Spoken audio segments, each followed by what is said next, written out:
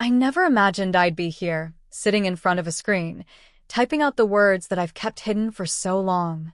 It's strange, really, how life brings you to the most unexpected places.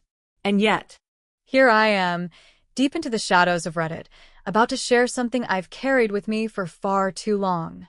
This secret, this mistake, it's been my burden for as long as I can remember.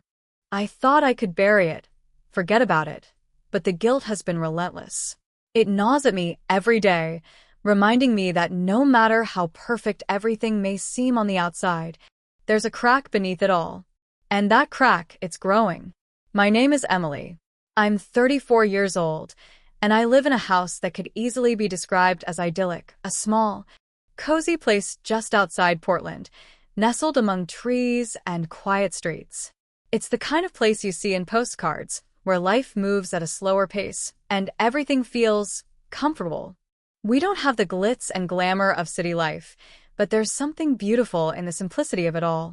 I'm married to Peter, the love of my life, and a man who, on the surface, is everything anyone could ever want. When people ask about him, I don't even know where to begin. How do you summarize a person who is so fundamentally good in every way? He's not the loudest in the room, not the one vying for attention, but when he speaks, it's as if the world pauses for a moment. It's not because he demands it, not because he wants to be the center of everything. It's because he's a man of his word, and that's something that speaks volumes in a world where words are often cheap. Peter isn't flashy. He doesn't wear designer suits or drive the latest sports car. Instead, he's built his life and his success from the ground up. He owns a construction company that's become a cornerstone of our town's economy. Watching him grow this business over the years has been nothing short of inspiring. He started with nothing, working long hours in the trenches, doing everything himself. It wasn't an overnight success. It took years of grueling labor, countless sleepless nights, and a determination that only someone with true passion could possess. And now, as he stands as the proud owner of a thriving business, there's no trace of arrogance or entitlement. Instead, there's just the quiet satisfaction of knowing that every inch of this success was earned. But despite his achievements, what strikes me the most about Peter is his heart. He's the kind of man who listens, really listens to what others have to say. He's emotionally stable in a way that makes everyone around him feel safe. And he's patient, more patient than I ever thought anyone could be. He's always there when I need him, ready to offer support without question. He's my anchor, my rock. There's a warmth to his presence, a kindness that radiates from him without effort. He's the kind of person who would drop everything to help a neighbor or friend, no matter the inconvenience. And that, I think, is the truest form of love. We've been married for 6 years now. 6 beautiful years. And in all that time, I've never doubted for a second that I made the right choice when I said yes to him.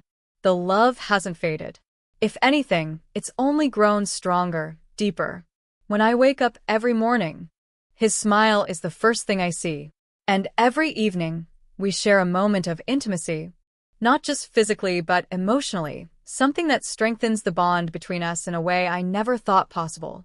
Even after all these years, it's still as though we're discovering each other anew. In our world, where so many relationships seem to fizzle out or fade over time, ours remains steadfast.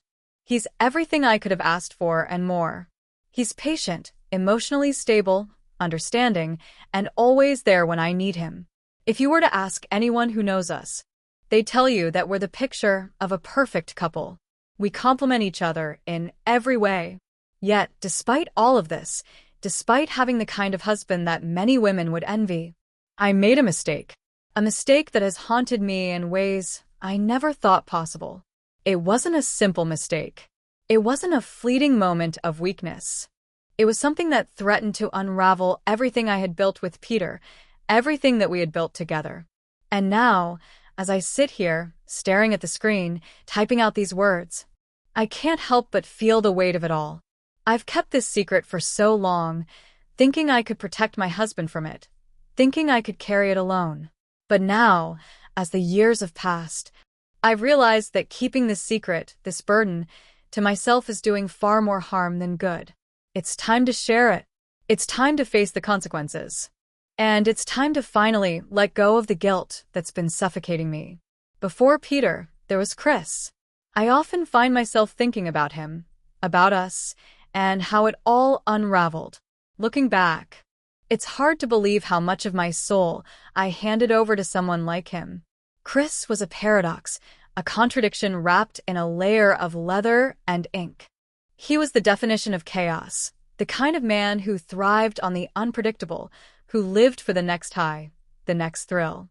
His life was an endless pursuit of fleeting moments, and for a while, I was pulled into it. When we met, I was still trying to figure out who I was, still navigating the confusion of my early 20s.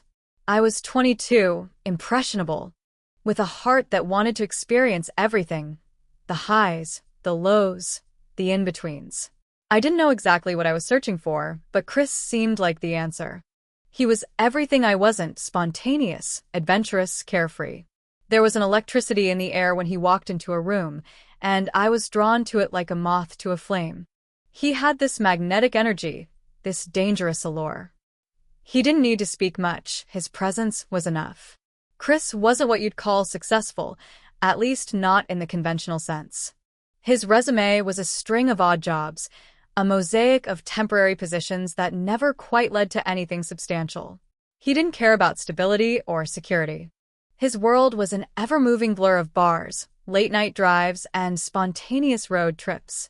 He had a bike, a roaring machine that represented everything he stood for: freedom, defiance, rebellion. He wasn't tied down by the rules of society. He didn't play by the script. And for a while, that felt intoxicating. But chaos, as exhilarating as it seemed in the beginning, has a way of breaking you down. I remember the first time we fought. It was sudden, sharp, like a storm that came out of nowhere. The passion between us, which had always been intense, turned into anger. We'd go through cycles like that, passion that burned bright, followed by frustration and resentment. There was never any middle ground. One minute he'd hold me close, whispering sweet words that made me believe we were unstoppable. The next, he'd push me away, his volatile nature spilling over. Love and pain, interwoven, became the fabric of our relationship. We would fight until the sun came up, crying out in frustration, but always coming back to each other as if nothing had changed. It felt like a never-ending cycle, each time more damaging than the last. And yet I couldn't let go. There were moments, beautiful moments, that convinced me we were worth fighting for. I remember the quiet nights, when it was just the two of us, cruising down dark highways, the wind in my hair, the world outside fading away. Those moments were pure, free from judgment or expectation. But as with all things that burn too brightly, it was destined to fall apart. The relationship was toxic, suffocating. Chris was like fire, beautiful and destructive. I couldn't stay in that blaze. And neither could he. We fought to keep the flames alive, but in the end, we were left with nothing but ashes. We walked away from each other, broken in ways that were hard to explain. He was gone, but the scars he left behind stayed with me, marking my heart with his chaos. Then came Peter. Peter was the calm after the storm.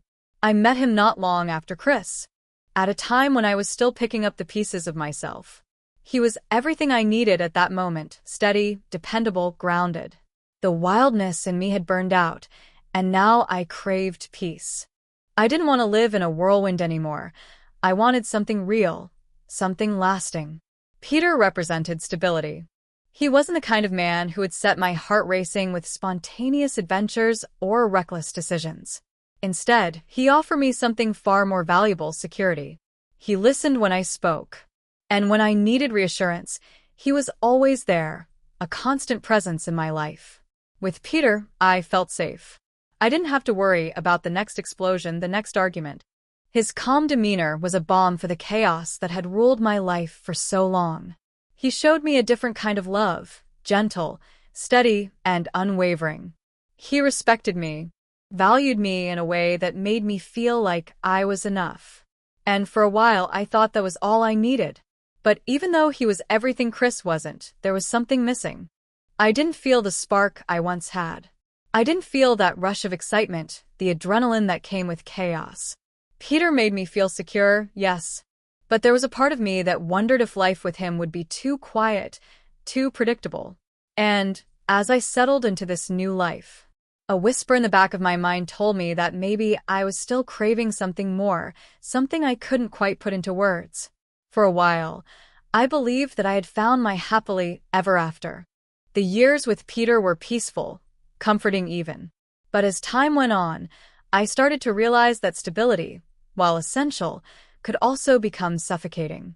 The quiet that had once been soothing began to feel like a cage. And then, one day, I found myself thinking about Chris again. The wildness, the unpredictability, the fire. Would I ever find a balance between the calm and the chaos? Or would I always be caught between two worlds, one that offered safety and one that promised excitement?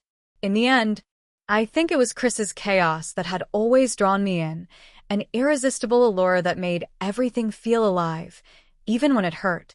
But maybe, just maybe, there was a way to find both. To live a life full of passion without losing myself in the flames. And that, I realized, was the journey I was on now. It all began so innocently, so casually. Peter and I had been invited to yet another charity gala, one of those grand, glittering events that we attended frequently, nestled in a world of high society. The kind of night where tuxedos gleamed under the chandeliers and the women wore gowns that shimmered like stars. Peter, with his usual grace, looked every bit the part, his smile warm, his charm effortless. I, on the other hand, felt a little out of place. I never fully belonged to this world, but Peter was always there, grounding me in it. He made me feel at ease in places I never would have stepped foot in on my own. We'd been at the event for about an hour, mingling with people I barely knew, exchanging pleasantries, all while my thoughts were elsewhere. It was an evening like any other, or so I thought. But then, something happened, something that would unravel everything. I turned my head and froze. There, standing in the far corner of the room, was Chris. At first, I thought I was seeing things. Chris. It had been years since I'd last laid eyes on him. He didn't belong here, not in this world of elegance and refinement. He was like a storm in the middle of a calm sea. He was dressed in his usual leather jacket, the tattoos peeking out from beneath the sleeves, his messy hair not giving a care in the world. He looked completely out of place, yet somehow confident, almost too comfortable in his own skin. The same old Chris, as if time had stood still for him. That same smirk on his lips, that same reckless energy that had once drawn me to him so effortlessly. I couldn't take my eyes off of him. And just like that, all the emotions I thought I'd buried years ago came rushing back. Memories of the wild, carefree days we'd spent together. The excitement, the thrill of our chaotic bond. It was like being hit by a tidal wave of nostalgia, memories flooding my senses and clouding my judgment. I tried to focus on Peter, who was talking to a group of people nearby. But it was impossible to ignore Chris. Without even thinking, I excused myself from Peter's side and made my way toward Chris, my heart racing. Unsure of what I was doing, but somehow feeling pulled toward him like a magnet. We talked for a while, small talk at first, but it was enough to reignite that old spark. The attraction was undeniable. There was no denying the pull between us, that strange, magnetic chemistry we'd always shared. We had a drink together, reminiscing about the past, and before I knew it, I was following him out of the venue, my mind hazy with the heat of the moment, my senses dulled by the alcohol. When we got to his apartment, I was hit with the familiar, almost suffocating scent of old cigarettes and something sharp and bitter I couldn't quite place. It was exactly as I remembered it, dilapidated, cluttered, full of the kind of chaos I had once thrived in. I should have stopped. I should have turned around and gone back to the gala, back to Peter, back to the life I had carefully built with him. But I didn't. Chris was the same as ever, charismatic and unpredictable, and in that moment, I allowed myself to be swept up in the whirlwind. It all happened so quickly, almost like a reflex. like an instinct I couldn't fight. And then, as if time itself had stopped, I did the one thing I never thought I would. I betrayed Peter. It felt like everything around me came crashing down in an instant. The guilt hit me like a tidal wave, overwhelming and suffocating, drowning me in a sea of regret. What had I done? Why did I let myself slip back into the old, destructive habits I'd worked so hard to leave behind? Chris was wild, unpredictable, and free, but he offered nothing compared to what I had with Peter. Nothing at all. Peter was stability, love, respect. He cared for me in ways that Chris never could. He had built a life with me, a life filled with promise and warmth. Yet, in that fleeting moment, I had thrown it all away. I had betrayed the one person who truly loved me. The guilt gnawed at me, unrelenting, clawing at my insides. How could I have been so foolish? How could I have let one night undo everything? I couldn't escape the haunting memory of that night with Chris. It replayed in my mind over and over, each detail more vivid than the last. His touch, the sound of his voice, the chaos of it all, the way I had given in so easily, as if I had never left that world behind. I hated myself for it. I hated myself for being so weak, for allowing myself to fall back into a trap I had escaped from so many years ago. And then, the question that tormented me day and night. Did Peter know? Had he seen something in my eyes? Had he sensed the change in me? The guilt, the unease? Was there a moment when he noticed I was no longer the person he thought he knew? I couldn't bear the thought of him finding out, of him seeing what I had done. The shame was too much to bear. The weight of my actions pressed down on me, and I couldn't escape it. It was always there, lingering in the back of my mind, a constant reminder of the mistake I had made. I didn't know how to fix this. How could I? What was left to salvage when everything I had built had been shattered in a single moment of weakness? I couldn't stop wondering if I had lost everything forever. And if Peter ever found out, could he ever forgive me? It didn't take long for me to sense that something had shifted in Peter. The subtle changes in his behavior, the way he would linger in silence at the dinner table or stare out the window, lost in thought, were impossible to ignore. His usual warmth had been replaced with a cool detachment, a distance that felt like an insurmountable chasm between us. Every time I spoke to him, I felt the weight of his unspoken thoughts pressing down on me. He wasn't the man I married anymore. I had hoped that the tension would pass, that my secret would remain buried. But deep down, I knew better. The lies I had told, the betrayal I had orchestrated, were slowly creeping into the cracks of our relationship. Peter was far too perceptive for me to get away with it indefinitely. The first sign came one evening after dinner. He had been unusually quiet, his eyes never quite meeting mine. Then, just as I was about to retreat to the safety of the living room, he spoke. "Tell me about that night you were working late," he said, his voice calm, almost unnervingly so. "You mentioned running an errand afterwards. Do you still have the receipts?" My heart lurched in my chest. The world seemed to spin as his words echoed in my mind. My initial instinct was to dismiss it, to wave it off as nothing. But the way his eyes lingered on me made me freeze. There was a certain weight in his gaze that I couldn't shake. He wasn't just asking casually, he was probing. "Receipts." I stammered, my voice betraying me. I threw them away. It was a terrible lie. And I could see it in his face. He didn't believe me. But he didn't say anything. He just stared at me, his eyes sharp, studying me in a way that made my skin crawl. I could feel the pressure building, the walls of my deception closing in. Peter didn't let up. He asked me where I had been that night, his words devoid of accusation, but heavy with a quiet insistence. My mind raced, scrambling for a reasonable excuse. I tried to remember everything, every detail of the lie I had built around that evening. But nothing felt solid, nothing felt right. Every excuse I came up with seemed weak, hollow. It wasn't long before I felt cornered, trapped by my own dishonesty. I could see it in his face. He was waiting, not for me to give him the right answer, but for me to crack. I knew what he was doing. But I couldn't stop myself from digging the hole deeper. Then, just as I thought I could breathe again, he dropped the bomb. "Let me see your phone," he said, his voice still calm, but now carrying an edge I couldn't ignore. I froze. The phone. Of course. I had used Google Maps to navigate my way to Chris's apartment that night, the one place I had promised Peter I'd never go. If Peter saw that, if he looked at the search history, there would be no hiding the truth anymore. I stammered, my thoughts scattered. I tried to push back. I tried to question his trust in me, to make him second-guess his request. "Why do you need it? What's the matter with you?" I asked, my voice rising, but it only made me feel more defensive, more desperate. Peter didn't flinch. His eyes never wavered. He was patient, as if he had all the time in the world. The way he stood there, silent, was more terrifying than any outburst could have been. He wasn't angry. He was resolved. And that was worse. Finally, when I realized there was no escaping the situation, I played my last card. "I'll give you my password," I said, my voice trembling as I lied again. "But I can't let you see everything.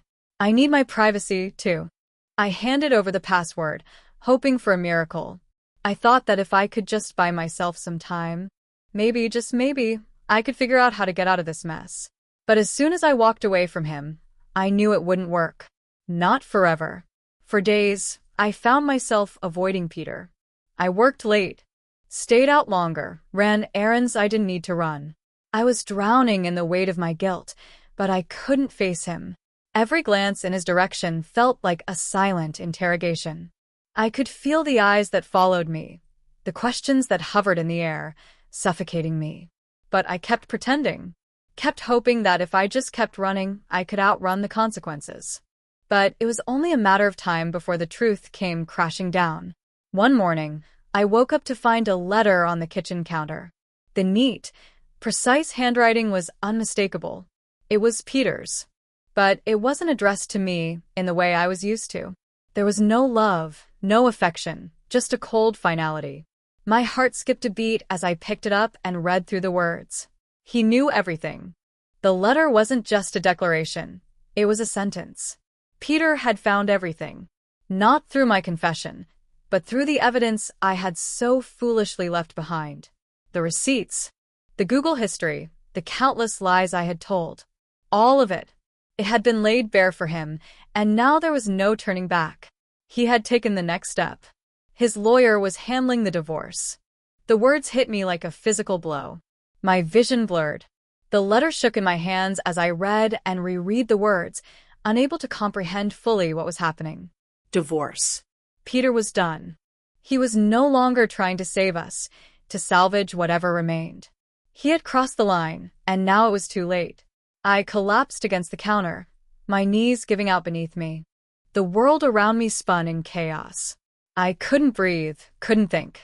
The life I had carefully built, the lies I had told, had unraveled in the blink of an eye. There was no turning back. The truth had won, and my world had collapsed in an instant. Everything I had feared had come to pass. And now, I was left to face the consequences of my actions.